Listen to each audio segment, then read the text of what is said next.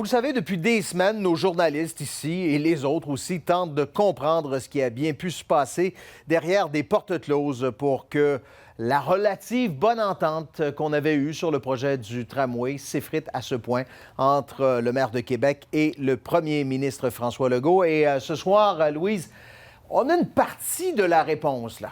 Oui, exactement. On révélait la semaine dernière que la Ville de Québec avait bel et bien déposé des propositions en décembre pour trouver une solution au tracé du tramway. Ce qu'on ne savait pas, c'est qu'il y avait bel et bien eu une entente entre la Ville et le gouvernement.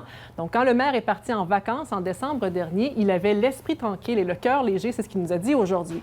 Tout ça a changé en janvier-février, quand le maire a appris que le gouvernement se retirait de cette entente. Quels étaient les scénarios qui étaient à ce moment-là sur la table? Concrètement, ce que la Ville a fait dans sa proposition, c'est déposer deux scénarios. Le premier scénario, en fait, on conservait l'intégralité du projet de tramway et on ajoutait une ligne supplémentaire entre Saint-Roch et d'Estimauville. Alors, ça venait faire gonfler la facture. On parle d'un coût supplémentaire de 450 millions de dollars. Et au total, ça veut dire une augmentation de la facture d'à peu près de 13 %. L'autre scénario, encore une fois, on conservait la portion ouest, mais dans le nord de Charlesbourg, on venait retirer quelques kilomètres là, pour faire passer le tracé de la 76e rue à la 41e rue.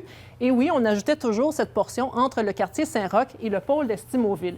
Mais en retranchant quelques kilomètres, on récupérait un peu d'argent pour venir subventionner cette ligne-là, si bien qu'à la fin, on faisait augmenter la facture de 250 millions de dollars ou à peu près 7 % de la facture totale.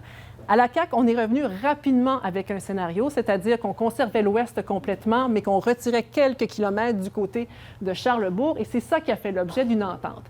Ça ne s'est pas passé comme prévu, la CAQ s'est retirée, et il y a quelques jours, on est arrivé avec une autre proposition, et cette fois-ci, on retirait du tracé initial toute la portion Cap-Rouge et Legendre. On retirait la portion Charlesbourg, la portion Limoilou aussi, et on conservait, on poursuivait le tracé jusqu'à d'Estimauville.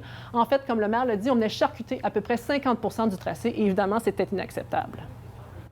Bon, inutile de vous dire qu'il n'était pas question d'accepter cette proposition sur la gueule, hein? Ça ne fonctionne pas comme ça. Et je ne pouvais pas aller plus loin avec cette proposition sans avoir entre les mains des documents. Il était impossible d'accepter ça.